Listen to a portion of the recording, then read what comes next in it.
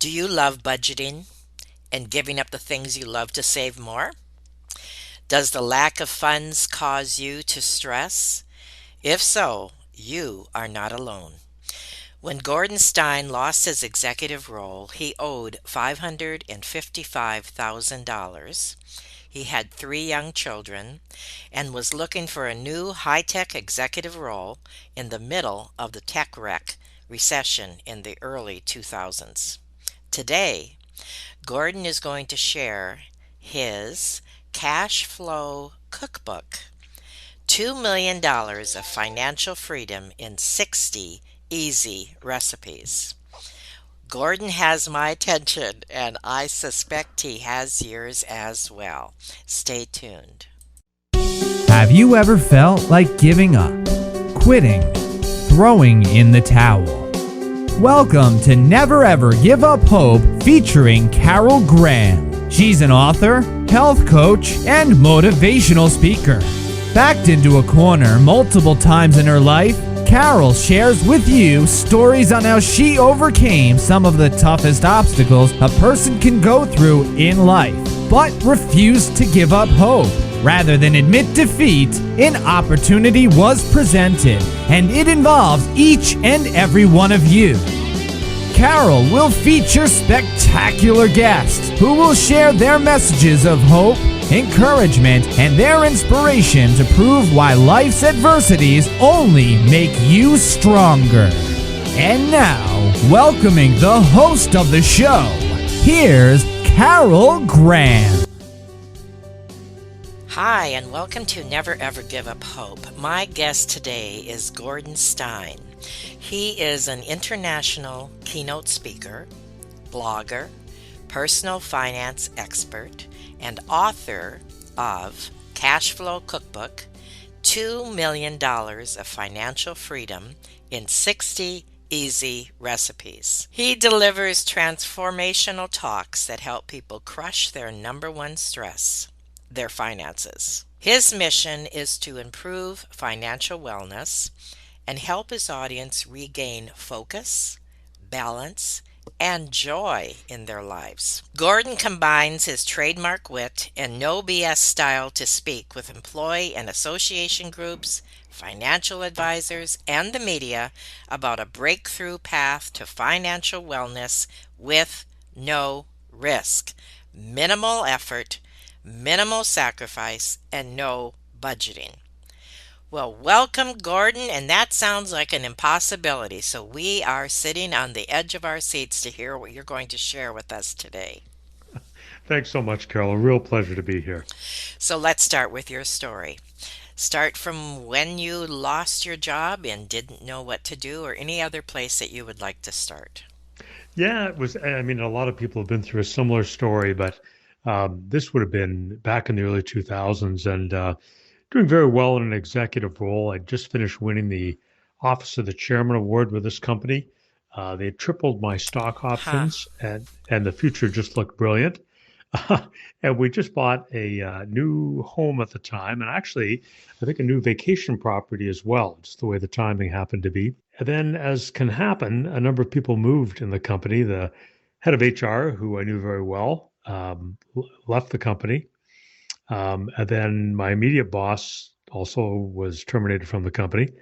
And then they brought in someone new from Europe. And as often happens, he brought his own team with him. And so I was literally stunningly out on the street. It was in January, and I had to wait around till 7 o'clock for a meeting with this new leader. And at which point he informed me that I was, losing my job, and he was Oh, bringing in my his own team. goodness. And it was a snowy night in January, and it was in the middle of that what they called the tech wreck at the time. This huge fall off in technology. All the dot coms had gone Hmm. bust at the Hmm. time, and all the companies who were providing computer gear had really fallen into some dark times. So lost my job. At that point, I had pretty healthy mortgages, about $550,000 in total.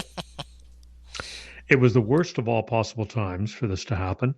In many respects, three young kids and all of their activities and everything. Hmm. And so I had to get out looking for a job. And so I'd get up early in the morning, get up at about 6:30. I went for a 5 or a 10-kilometer run every morning just to deal with the stress and the anxiety of the situation. And then I started calling on companies, looking for a new position.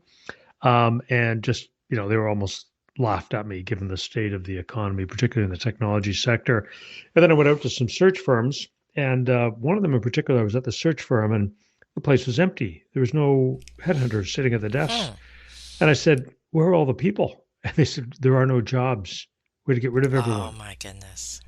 And the clock's ticking on my severance package, as you can imagine. Right. And I just doubled down. I tore up the phone every day, and I managed to land a position. But, it struck me how quickly you can go from being in great financial shape. Yes. Literally overnight, everything can change. So I'd always been interested in personal finance, and, had done a lot of studying on it. But once I got back on my feet again, got a new role, I really decided to double down and make sure my finances were shored up, really try and insulate myself from being in that kind of a position again, which is just not a lot of fun. I'm sure lots of your listeners can relate. So that was the story, and no looking back since then.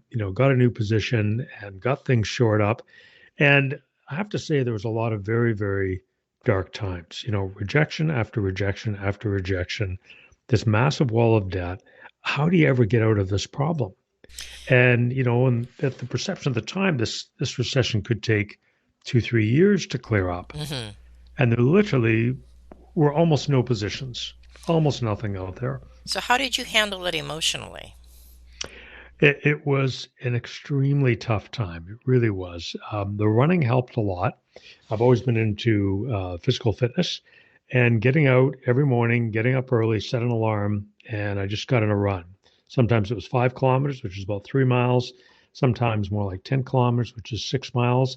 And I needed that just to reset my mental health, quite frankly. So that was a big part of it.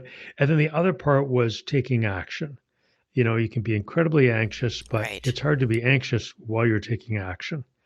So, and life throws you these curveballs. I don't know that they ever go away. Everyone has them at different, could be a health problem, could be an issue, a member of your family, could be a financial thing, could be a career thing. There's all kinds of things, and we never quite know what's right around the corner. And being able to be solid mentally and to be able to face that challenge, I think burning off some of that excess cortisol with some exercise is a great way to do it. That's one of my go-tos for sure. And more recently, meditating. It makes a massive difference. I kept saying to myself, "This is great.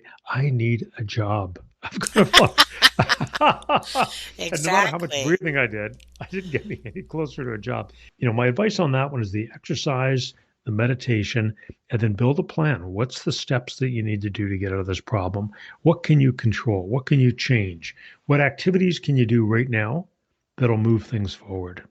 Now, is that the pivotal point? That was kind of the pivotal point. I mean, I'd followed with some exercise regimes, I'd say pretty much my whole life, but the meditation really kicked in, and I got into it at this point. And been at it, I can't say that rigorously or that regularly, but it really does make a difference. It really does change your mind. So that was kind of the kick-in point for me, for sure. After my run, I'd get showered up, and I would be at my desk by 7:30 or 8, and I just worked the phone, because one of the answers to all of these things is having a great plan, and then putting in a Right. Herculean effort against that plan.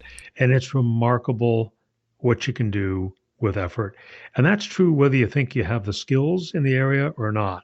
Sometimes you just got to muscle in and put in the effort to get things to change or to drive results. What I want to ask you before you continue with your story is Mhm. some people are thinking possibly, well, that's fine. That he can do that. I have a problem with that. Or they may not have that kind of discipline.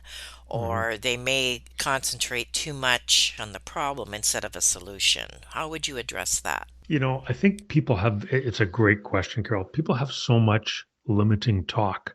in themselves. It's unbelievable. I'll give you a bit of a side example on this, and it relates to when we first got on our call here. You commented on all the guitars on my wall, and people, there's 5 of them hanging back behind me, and people, they usually say one of two things. They either say, on a Zoom call, they go, "Wow, what a great virtual background." I say, "Well, it's not virtual. Those are my actual guitars." And the other thing people say, and I find it interesting, they say to me, "Wow, you're so lucky that you're musical. It would be great to be able to play an instrument."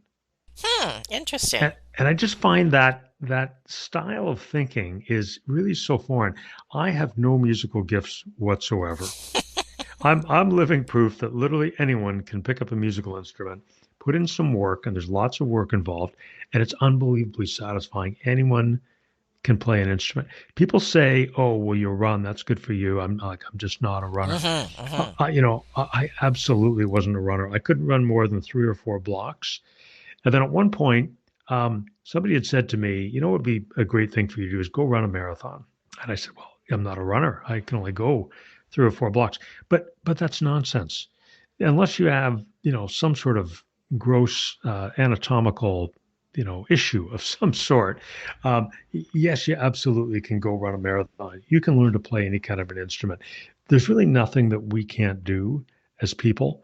And it's a matter of challenging yourself. Right. You can go far, you can go much, much farther. I think the Navy SEALs have an expression, that when you're absolutely flat out, you don't think you can do any more. There's still 70% of you left to go. Wow. Say that again. I like that. Yeah, I might have it wrong.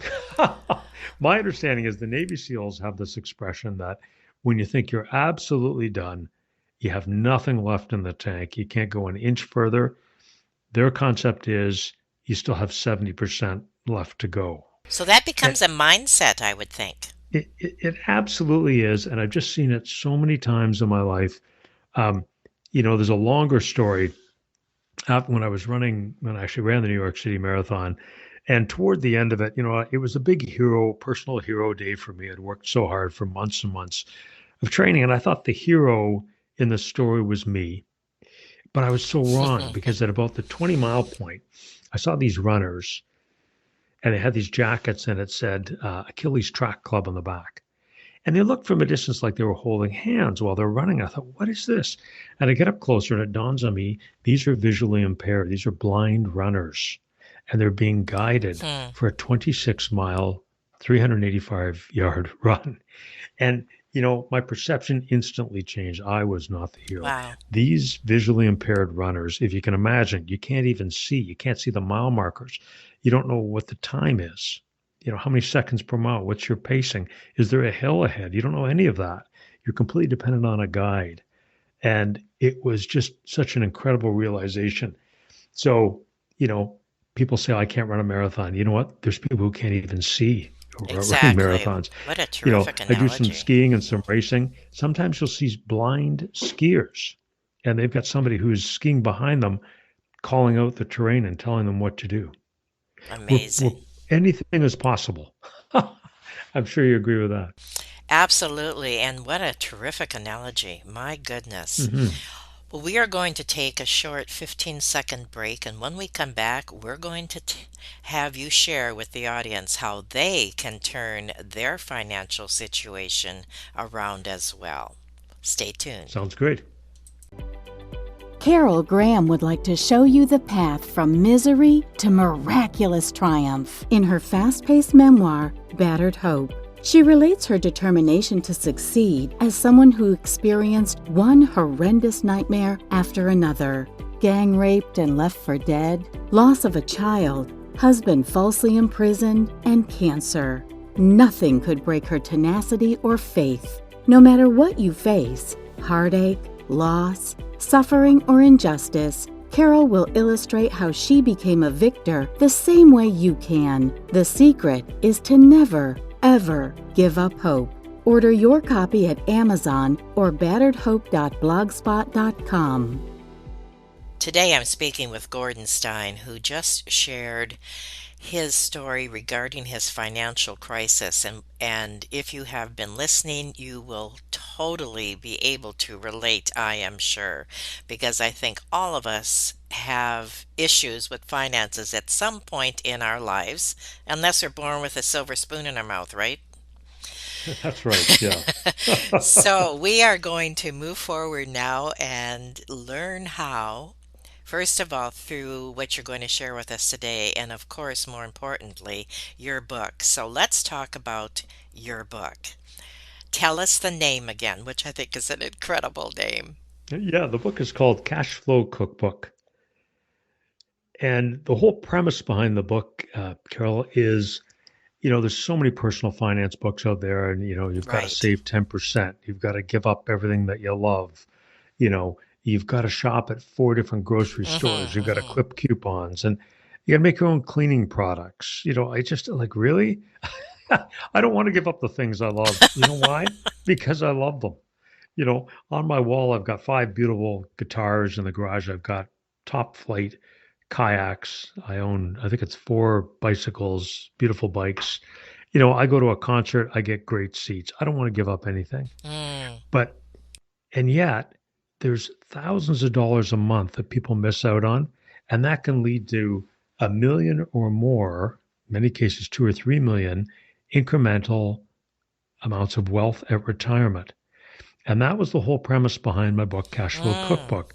How can the average person doing no budgeting with minimal effort, minimal sacrifice, and no extra risk add 1 million or more to their wealth at retirement? And that's what Cashflow Cookbook's all about. And it really works. And what is step one? Huh. Well, I'll tell you a little bit about how the book came to be, because I think that's important. It started when a friend told me about a way to get free car washes and illegally. And I thought, well, isn't that interesting? And it was really about a particular gas retailer and their loyalty program. And, it involves an app that you save up the points and you get free car washes. Well, it was pretty slick because it involved at the time a little keychain dongle, a little thing that goes in your keychain, and you touch it to the gas pump and it's connected to your credit card electronically. So it pays for your gas and it automatically tracks these points.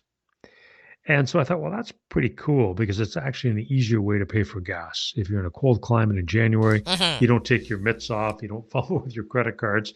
You got your keys in your hand anyway, you just touch into the pump, you're getting the points, and you get the free car washes. So $25 a month, nice, but not a big deal. It's Mm-hmm. not going to change anyone's finances. But the key is it was so easy.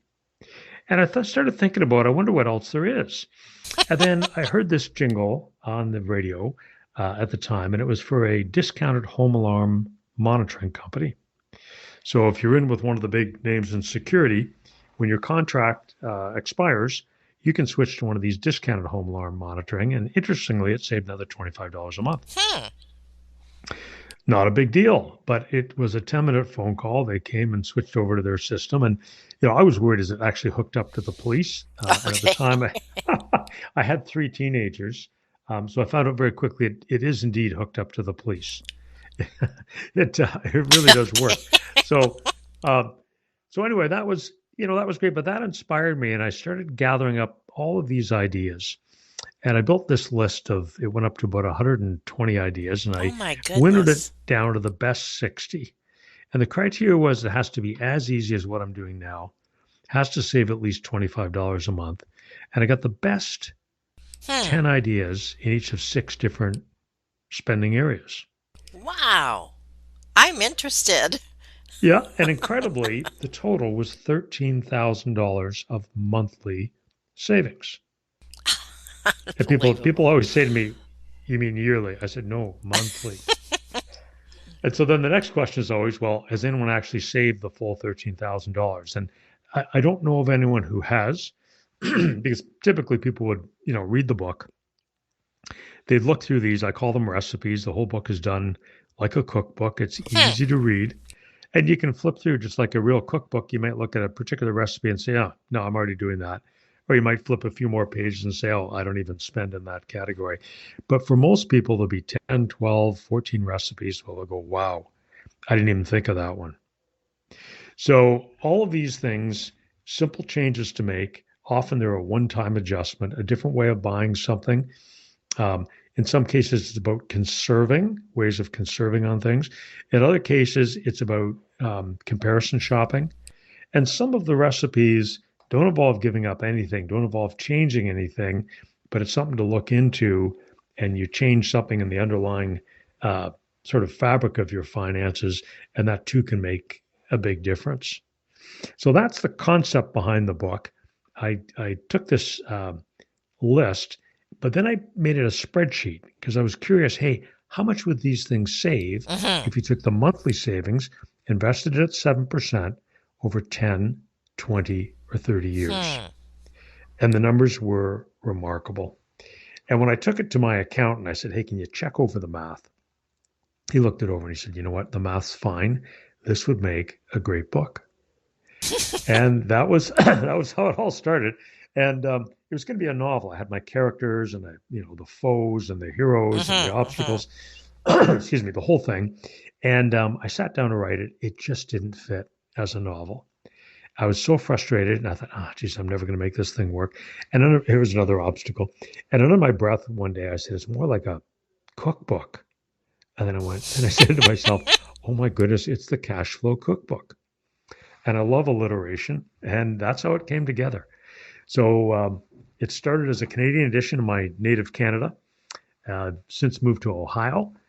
So I did up a complete rewrite pretty much as a US edition. And then more recently, I've just redone the Canadian edition. It's now on its 7th printing. Oh, my word. Mm-hmm. Along with that, is there one particular thing that people would maybe never guess to do, where there is maybe a greater reward by doing it than some of the others? One that really stands out. There's so many of those, but I will give you one that's quite interesting to me. And this is one that escaped me 2 years of research to write the book. The book went through 6 printings before I stumbled onto this particular recipe. And it is one of the biggest ones in the book, incredibly powerful, and most people completely miss it. Ironically, I completely missed it. So let me lay that one on you. Sure. So when I, came to the U.S. and I thought, geez, I better, I had to go get a driver's license, take a driving test. And, I thought, geez, I got to get a credit card. Well, so I thought, great, I'll just apply for a credit card. Well, I started getting turned down. I'd never been turned down for a credit card in my life. and then I said, well, can you just give me a lower limit? Kept going down, down, down. And the answer was always no. I thought, you've got to be kidding me. So it was a bit humiliating. So then I went to the bank, and finally the bank said, well, here's the thing. You have no credit rating. I said, are you kidding me? I've bought and paid off probably 8 homes, cottages, you name it. And they said, well, you have no credit rating here in the U.S. And, I didn't realize that they don't transfer, but that got me learning about credit ratings, which I had no inkling about. It sounds kind of boring, a credit rating. Never worried about it, never thought about it. Here's the thing. Lots and lots of people have errors in their credit score. And, there's credit cards that you closed off a long time ago that never got updated. So what's reflected in your credit score could be very, very different from what your credit score actually should be. And there may be things that you're doing that aren't necessarily bad, not necessarily like you're not paying off bills or any of those kinds of things, but, your credit mix and how frequently you're applying for new credit cards. All of these things can change your rating. Here's the part that's remarkable. Your credit score can change the total interest cost of a loan by a remarkable 70%, 70%. Oh, my word. Unbelievable. Not done.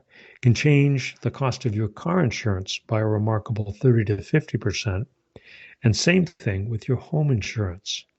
So we can have a situation, Carol, where you and I have identical incomes, identical backgrounds, identical jobs, all the rest of it. I have a few errors in my credit score. I could be paying $400 more for my mortgage.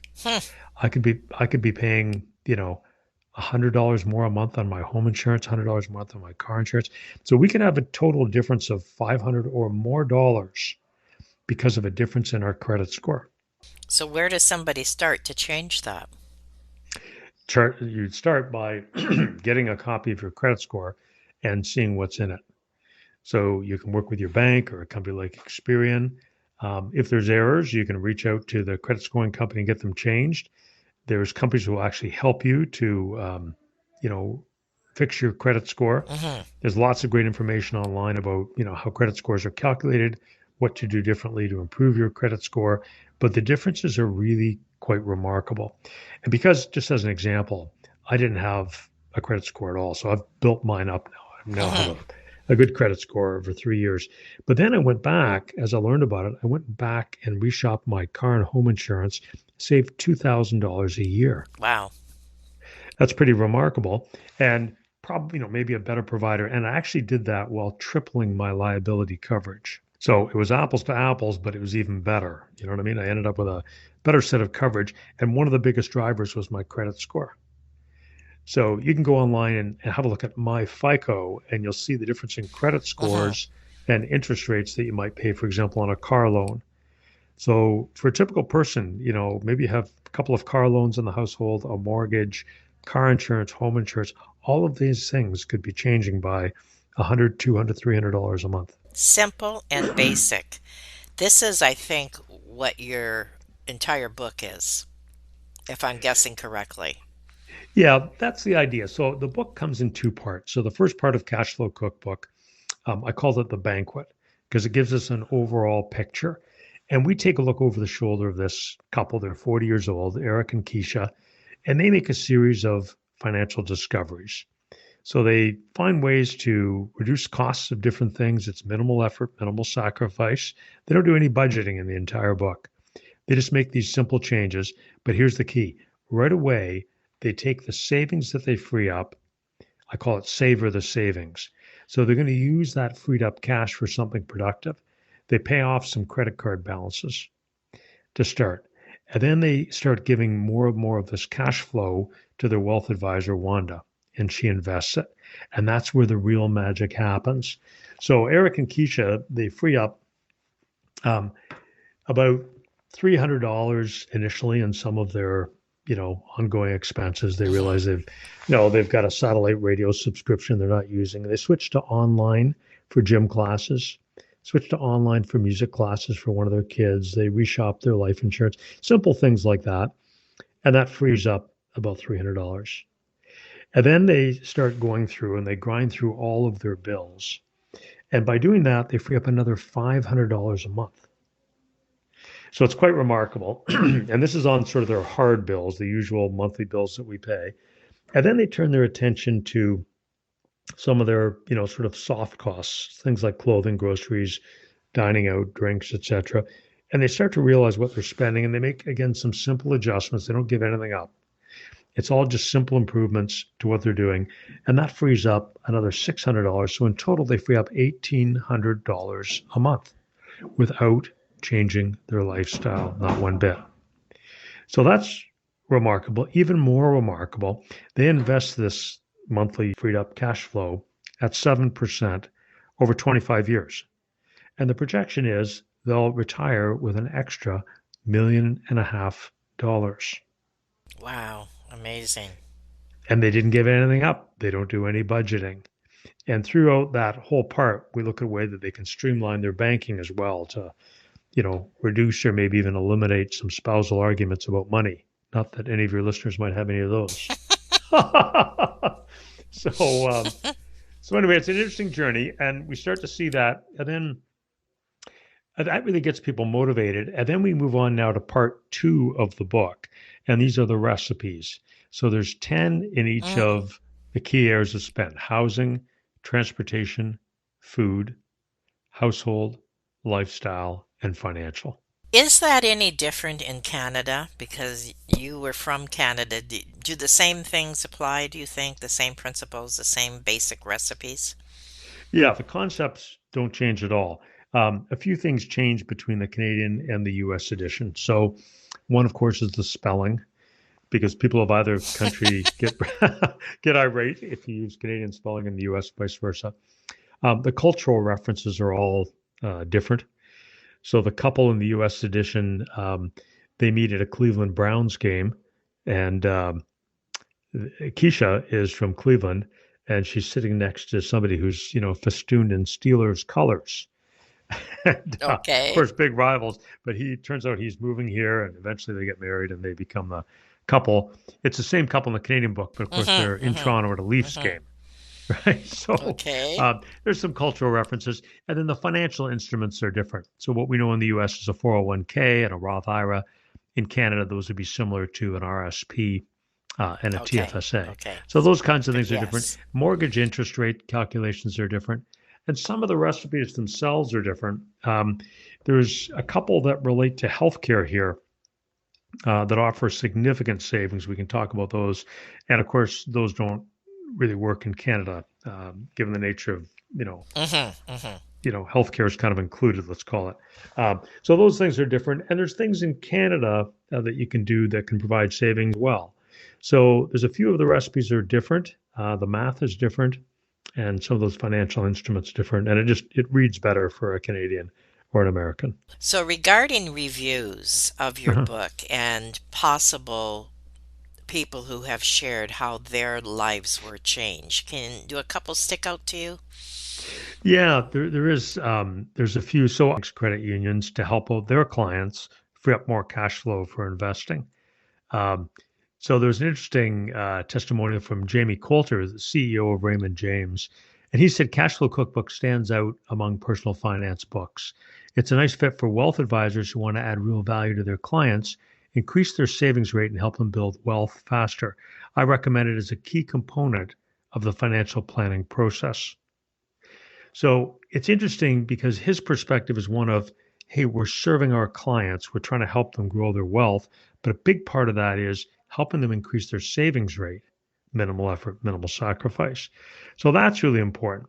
A lot of people in the reviews of the book, the most common thing, in fact, with the test readers in the US, what they all said is but it's so easy. I said, yeah, that's the idea. And Exactly. yeah, and some of the stories are interesting. There was a gentleman who reached out to me, and he had hit, how old is he now? I think he was 45 or 50 years old, six-figure earner. He had no wealth, Hmm. no wealth. He'd been rolling paycheck to paycheck, and so we got an interesting conversation. I said, "Well, what about do you have a matching 401k at work?" And he said, "Yep." And I said, "Okay, well, how much do you have in that?" And he said, "Nothing." I said, "Well, you didn't contribute, even though it's a matching 401k. Your company's, putting up some matching dollars." I said, "Why would you not have contributed to that?" "I don't have the cash flow." So here he is, Hmm. middle-aged state, finite number of years left that he would likely want to work, and nothing saved, which sounds remarkable. 64% of Americans have less than $10,000. It's hard to believe. So that's the position that he was in. So just out of interest and curiosity and to help him out, he was a very nice gentleman, very complimentary in the book. So we went through and figured out which of the recipes would work for him.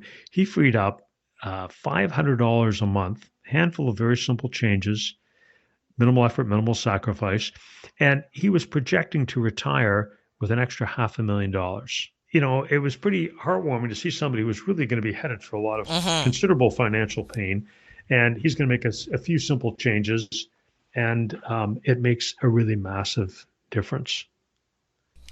Now, considering the direction that we are seeing the economy go, what do you hmm advise as far as investing in gold or silver? I don't make any specific investing recommendations. And, for Okay. people to get that, I really recommend people work with a wealth advisor. Okay, Um, fair enough. I could comment personally, and I would say personally, I'm not a fan of gold and silver. It doesn't produce anything. It just sits there. If there's a replacement for gold from an industrial perspective, then, what happens to its value? And it's not always been a reliable hedge against inflation. Sometimes it has, sometimes it's not. So I like things that actually earn things. My personal preference is, dividend paying stocks where the dividends rise over time, profitable companies. I like securities where you're the bridge keeper. So no matter what happens, people have to come through you, invest through Mm-hmm. you, in essence, or in your companies that you hold to carry on with life. So, if you think about it, just as an example, by no means are these recommendations. People should do their own Mm-hmm. research. Of course. But if you think about, cloud, the whole idea of cloud storage definitely not going away. That's a long-term trend. Okay. So, if you want to buy cloud for your business or as a consumer, you're pretty much going to go through Microsoft or Amazon. They're the, massive uh, providers in that space. So if you're holding Microsoft and Amazon, you have to look at the rest of the company and lots of figures to work through and lots of research to be done. But just as an example of the concept, those kinds of companies, they're going to be around. People are going to have to work through those companies. So Mm-hmm. that's the kind of thinking I like. And if you have a company with growing earnings, they continue to grow and pay dividends over time. And as you continue to invest in those companies, you see more and more dividends. You reinvest them over time, through thick and through thin. And then you've got a stream of income coming. If you look at this horrific mess that we've seen of late, my retirement funds, they keep paying their same dividends. In fact, the dividends keep rising. So, if you get to the point where that income is what's important in your retirement, then you're really not that fussed by what happens to the share price one day versus the next. This has been so incredibly informative, and I've taken lots of notes, and I assume that my listeners are doing the same thing. Is there anything that you would like to add in summary? I think, people should invest a bit of time. People sometimes, when I look at the ideas in the book, I said, oh my goodness, I'm going to have to call my cell phone provider and, work on a better, I just don't have the time. Well, it might take an hour. It might free up $100 a month, over the long Mm-hmm. haul. That Exactly. $100 a month might add another couple $100,000 to your wealth at retirement. Let me go back and ask again, do you have the time? I think you have the time. And, the average American watches 20 hours of television a week. Wow. You could read the entire book in a couple of evenings. You could get on the phone. You could apply every single concept in this book. It wouldn't take you 20 hours. So you're My going to word. miss 1 week's worth of episodes, and you can Good completely transform analogy. your Wow. finances. That's what I Yes. think people should do. Take that little bit of time, go through Cashflow Cookbook, see which of these recipes. It's a great investment. It's about $20 on Amazon. I don't know of a better investment than that. You can add hundreds of thousands of dollars to your wealth at retirement. There's nothing else to buy. There's no gimmicks. It's just some solid research that can make a big difference in people's finances. That is an excellent summary. Thank you for that. And there is no reason why anybody can't gain from this. You don't have to be in a certain position, can apply some of these recipes and gain. Really appreciate this. The tips are phenomenal. The book sounds very simple and easy to read, like you said. And probably like, do you use it like a workbook where you go like start with the first one, go on like Um, that? what I would say the best way to use the book is if they read that part one. I mean, it only is going to take about Okay. 40 pages. And Okay. then they can look over the shoulder of somebody else going through the whole process. So you can see the results. And then Okay. part two, you literally read it like a cookbook. If you're making chicken, you don't bother reading the fish section of the cookbook, Hmm. right? So Makes you can sense. literally flip through those. Each recipe is just 2 pages long. It's as simple as that. You might look at it and say, "Yep, already got that." Oh, I just reshopped my car insurance. Oh, I didn't realize that idea of getting music lessons online. Holy cow, that's powerful. No How much are we kidding. spending? Yes, Yeah. yes, excellent. Well, it's a great example. And I actually got that one from my son, who's a great jazz keyboard player. He was getting live lessons, and he found this thing called pianopig.com, and it's piano lessons online. He can go do the same lesson over and over again. He can play along. He can Mm-hmm, practice. He can pull down the mm-hmm. downloads, things you can't do with a live teacher. And he saved about $200 a month. My goodness, that's So he's awesome. getting, Yes, this is the kind of thing not yes, everybody thinks of yes, these things, right? yes. Excellent. So it forces you to really go through and really reevaluate your finances. Talk about being motivational. Wow, this is excellent. Thank you so much. A real pleasure. And thank you for being on. Never, ever give up hope, even when it comes to money, right? Thank you. Thank you for listening to Never Ever Give Up Hope, featuring Carol Graham. Did you know that most people succeed because they are determined to? Quitting was never an option. Carol loves your comments and will respond to each one. So please subscribe and review this podcast. A rating of 5 stars would be outstanding and appreciated. Remember, if you are still here, there is always hope.